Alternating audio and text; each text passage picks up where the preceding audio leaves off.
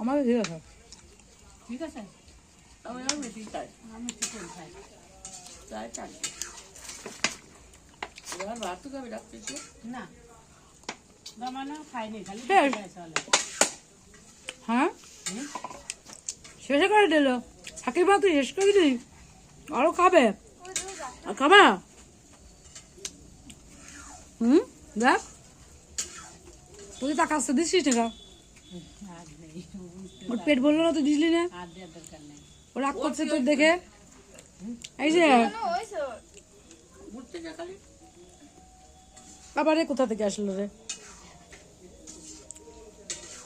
এই যে একটা ও তো অসুস্থ হয়েছে। হ্যাঁ চিনিটা দিতে একটু চিনি দিই।